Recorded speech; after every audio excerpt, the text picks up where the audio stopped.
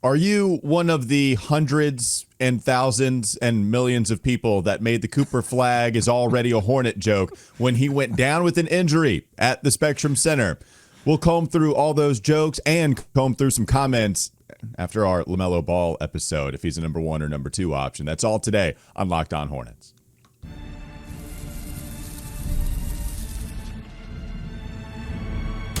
You are Locked On Hornets, your daily Charlotte Hornets podcast. Part of the Locked On Podcast Network, your team every day. In a minute, cuz we live.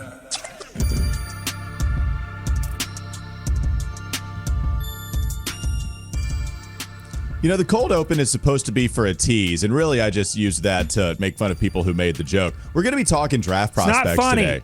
It's not funny. It hurts. It hurts us as Hornets fans. But we are going to be talking about potential Hornets draft prospects today that are playing at the Spectrum Center, who's left in the ACC tournament. So, anyways, I wanted to clean all that up. It's Walker Mail. It's Doug Branson. It's your favorite duo. It's the Locked On Hornets podcast. Thanks for making us your first listen. We're free and available anywhere you get your podcast, and that does include YouTube. That Doug Branson character I was talking about, he's a part of everyhornetsboxscore.com, his Substack, and he's also a part of Locked On NBA. He hosts Locked On NBA with Matt Moore and Hayes. I'm Walker Mail. You can listen to me on WFNZ every weekday from 12 to 3 p.m. This episode is brought to you by FanDuel. Right now, new customers can get $200 in bonus bets when your first $5 bet wins. We also have a newsletter, the Locked On Hornets Daily Newsletter, one stop for ultimate team and league coverage delivered right to your inbox. You can sign up for free right now. LockedOnDaily.com. LockedOnDaily.com. Start your day with the all-new free Locked On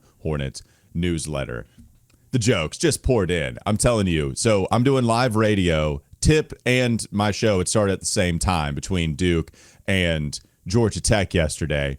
Cooper Flagg, by far the number 1 overall prospect heading into the NBA draft, unless you got these other pundits that might say Ace Bailey could give him a challenge there, but really it's Cooper Flagg that's going to go number 1 overall in this NBA draft.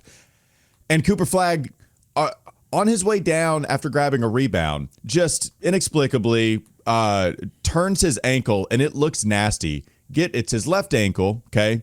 Like, hobbles off, needs some help, eventually does it under his own power, but he's limping badly. And then everyone sees the video and the photo of him being wheelchaired off of the court into the tunnel of Spectrum Center, where so many other players have been injured before.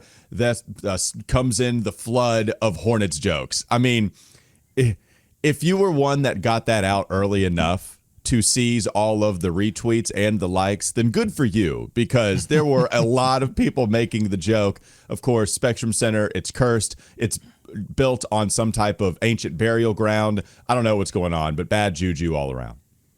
My curse is not your culture, okay? Everyone back off. We've had to live this pain.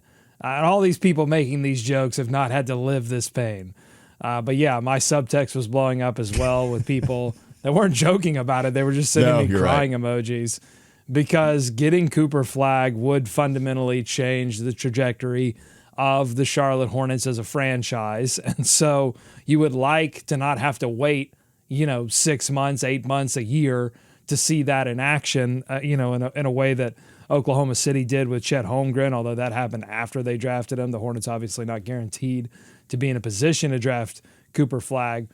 But yeah, I think Cooper is lucky that he did that in Spectrum Center and that everyone immediately went to that joke, because it avoided everyone going to the wheelchair Paul Pierce joke. Anytime I see a player in a wheelchair now, I think Paul Pierce pooped his pants. Oh, yeah. I mean, Cooper Flagg jokes were on the text line for sure. Oh, they were? Okay, good. Got that going. Once I saw the curse jokes, I just got offline. I just logged off and went and hung out with the baby. Yeah. It's like, I can't do this. No, the text line, see, you first go to Spectrum Center Hornets jokes, and then you immediately go to, was it an ankle that he hurt, or did he just have to use the bathroom? Salute. No, we have video evidence. The problem with Paul Pierce is that he's admitted it, and then he's retracted the statement, and we didn't have much video evidence, I believe, of his injury. Or Cooper Flagg, we saw the ankle injury, so I think you're good, Cooper. Yeah, that was a nasty ankle injury. John Shire after the game said they don't want to chance anything. He's not going to completely roll him out for today's game, but there's no reason that you would play him anymore in the ACC tournament. You got to get him ready for the NCAA tournament so you can go after that championship. So I expect that's what they'll do, which of course they'll play either Thursday or Friday of next week when we get past Selection Sunday. Have you watched much Cooper Flagg this year, Doug? Or has he been so popular that some of his highlights have been in your timeline, or that you've checked him out a little bit? No, I don't start my draft research until about the third round, to the Elite Eight of the tournament. Well, and I know this, and I just thought, I know this to be true. I just didn't know if it was because it's Cooper Flagg, right? One of the guys that is clearly going to go number one. I didn't know if you checked out any of his games at all. I haven't checked out a full game, no, so I can't speak too intelligently on any of these guys yet. I do start I'm really focused on the NBA season right now for Locked On NBA. We haven't talked a lot of draft, but as we get closer to the end of the season, I mean, we're almost there. We'll probably turn some attention to the draft as the tournament gets kicked off. But yeah, I mean, by the way, check out Locked On NBA Big Board. That's our big draft show on the network, and it's really good. Raphael, they do a great job, man. Yeah, they're awesome. So no, but I mean, everything that I've read, I've seen, I've watched highlight reels. Like, he looks like the real deal. He looks like he's going to give the Hornets a lot of the things that they need, and particularly in terms of wing defense, where you don't have to lean on Josh Green and his 2 points per game. You can get a little bit more offensive production from your primary wing defender. That would be awesome. Well, yeah. So what were you going to ask there? Well, no, it's not even a question. Just setting up camp with Cooper Flagg before we take a look at some of these other ACC players, because it's really just a lot of Blue Devils in the lottery, and then you're getting to a couple of Carolina freshmen that might be interesting as long as they leave. I think one's going to leave. I think one's going to come back to school. But it's just there might be a conversation to be had about whether Cooper Flagg does turn around your franchise. And we had that a little bit with Nada in one of his previous appearances. I talked with Joe Ovius and Joe Giglio. They host the Ovius and Giglio podcast. They've been covering Triangle Sports forever. They talked about how they didn't feel like Cooper Flagg would change your franchise.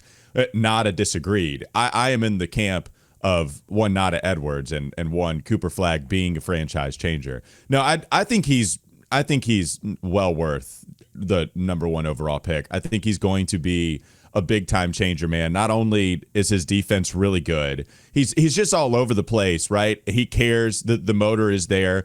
The shot, he's shooting pretty well, like 38% from three this season. That 3-point percentage has gone up for him. I think the creativity, the ball handling, I think you've even seen that improve. There were a couple of late game turnovers early this season, and I'm talking about the best competition in college basketball, and it was his first handful of games ever playing college basketball as such a youngin' anyway, because remember, he reclassified. He wasn't supposed to be in this class. He was supposed to be in next year's class.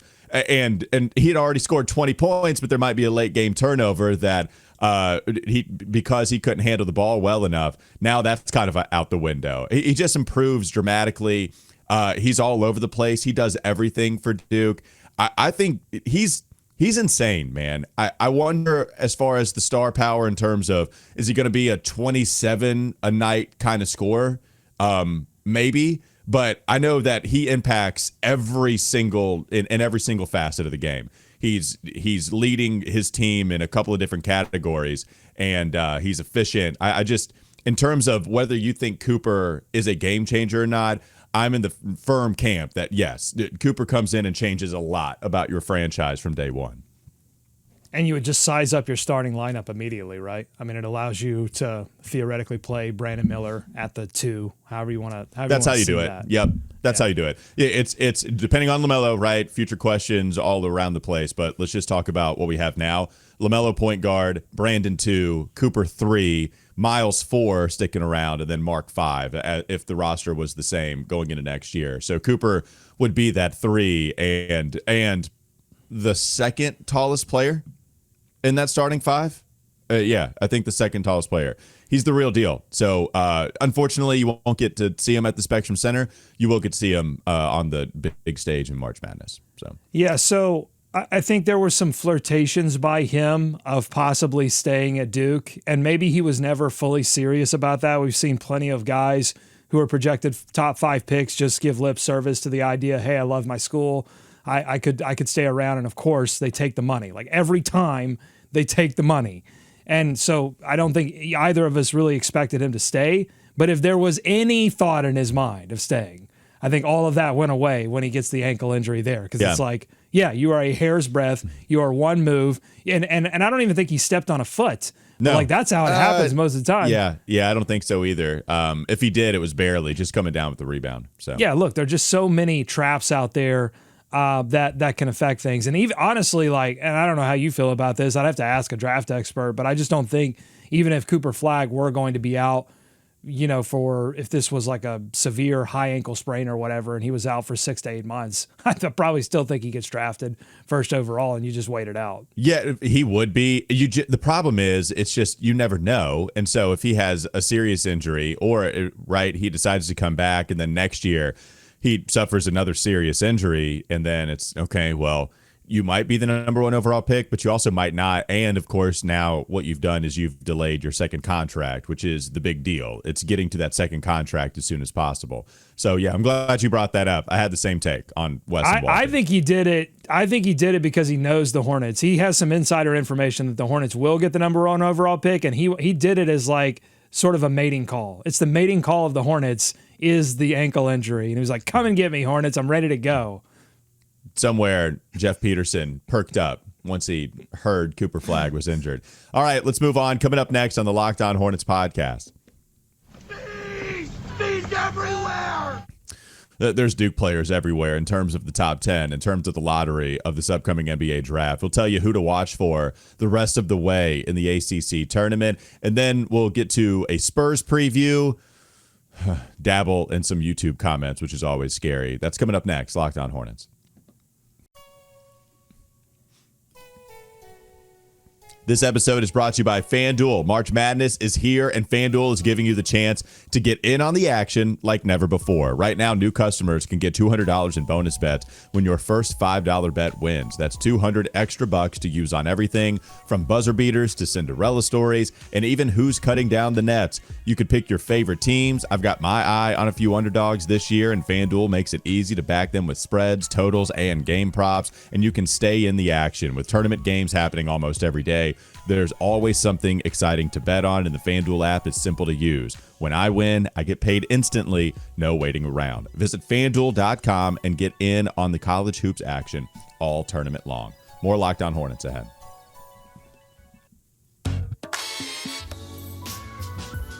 How do you want to do this, Doug? Because this is going to be a lot of me talking with you not doing your draft studies until the Elite Eight. Do you want to hear about the lottery guys? Do you want to hear about the Duke guys, the guys that fit well with the Hornets? You steer the ship, and then I'll be the information source. Where do you want to go? It seems like there will be a few ACC players available if the Hornets were to fall back in the draft. I mean, again, you know, hopefully that doesn't happen, but it has happened to the Hornets plenty of times. Second round stuff too, yeah. Yeah, if they do fall back into the lottery, I mean, it seems like there are a couple of Duke guys. Tell me about them. So this is really, I'm going to be taking the place of someone that doesn't watch a lot of ACC basketball, but also is a Hornets fan. I will be the avatar for that person and just ask you questions. So give me some rundown on a couple of these Dukies. Well, what's great about Duke right now is that they have everything the Hornets need. They have the most talented player in college basketball. I might be struggling. Yeah, we need that. We need talent. They have one of the best rim protectors in college basketball. They need that. Is he strong? Is he strong? Will he get moved out of the paint? Can he rebound? He's huge. He's not going to get moved out of the paint. We'll get to him. He's not very mobile, though, and that scares me. And they have one of the best shooters in the NBA draft, in Con Knippel. So, yes, we can have plenty of fun with Knippel, the last name as well. Eric Collins. That's a dangerous Eric Collins territory, but I do want to see it through. You know, that's interesting about EC is that he goes so hard and goes so loud and goes so kooky sometimes. But I just don't remember a lot of him going too far where you go, whoa, that was a little bit like him and Dell. The best moments between him and Dell are when typically it's Dell that says something and then the broadcast goes silent. Nobody snickers, nobody laughs. The broadcast just goes dead silent, and you know that they are exchanging a funny look between one another, but they're not going to put it on air. Those are the best moments. But like the great thing about EC is that he can go so over the top, and yet he's so controlled, and he never makes headlines for being weird. And that's, salute to Eric Collins. No, you're right. He doesn't take it too far. Problem is, the last name is the last name. Nipple is a part of his last name. What do you do? Like, there's you can only be so creative and not go too far with that last name. Right. Let's start with Kaman Malawash, the center for Duke, who has a true shooting percentage of 72% this year. He's just camped down low, and then you can feed me, and I'll just punch it home. When you're shooting that well, you understand, okay, this is someone that's going to be working in the restricted area offensively, and that's about it. So he's huge, man. I mean, he's an absolute monster. He's not mobile. That's the issue. He can't shoot either. If you want a center that can shoot, this is not your guy. I can't, honestly, like I'm being dead serious. I cannot do that again. Like if the Hornets do that again, then you're out. They've got to just be searching wherever they've got to search, whether it's in the draft or somewhere else. They've got to search for more. They've got to get more shooting across the board, but a great place to start would be at the center position. I cannot do it. Sorry, I'm out. Well, and he's a decent free throw shooter. Like maybe there's some untapped Not doing potential. that again. We did this with Mark Williams. I'm not doing that again either. Well, the thing is, if they let Mark shoot, then I'd be a lot more comfortable. But I don't know about Malawash. Like Mark has some shooting touch. Malawash, I don't know. And like the actual playing style of a game. Anyways, the free throw shooting. The thing is, he's only shooting 2 free throw attempts per game as a big man. So it's not much anyway. He's only averaging 21 minutes per game too here, Doug, which I think is interesting. Like they don't play him a lot. It's all about conditioning for him. How much do you sacrifice that big body? How much mobility does he have? He's not going to be a switchable guy. It's really straight up drop coverage, protecting the rim and camping down low, which I like my bigs to be mobile. I would sacrifice a little bit of size for mobility because I think it helps swallowing those guards at the top. And I don't think Malawash has that, but he's just a force, man. Like he is huge and he's hard to move around. So if that's your style, great. He's just not my style of center, and he can protect the rim, but I also need more minutes from you. And I'm not sure how much that's ever going to come about. He does have some injury history to a certain degree. It's not crazy. So I'm to tell you, not because I don't want to get a center, right? It's not about that. It's just not my style. We'll see. Yeah. I wouldn't use a top 10 pick on him, especially where the Hornets are projected to pick.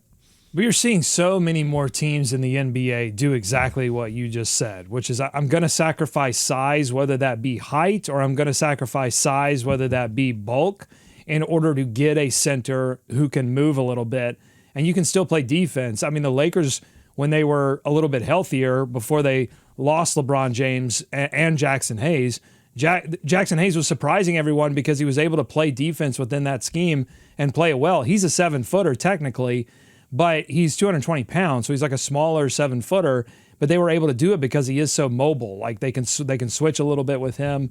So yeah, and then you build your team knowing that you're going to either have a height or bulk weakness. Then you go out and get 6'9" guys across the board and guys who are athletic enough to make blocks and make help side blocks, and you just counter that. It's all about trade-offs and countering those differences. So I'm totally with you. Like I want mobility. Finding a center who is a knockdown three-point shooter, that's rare. And a lot of times it happens because guys develop that shot.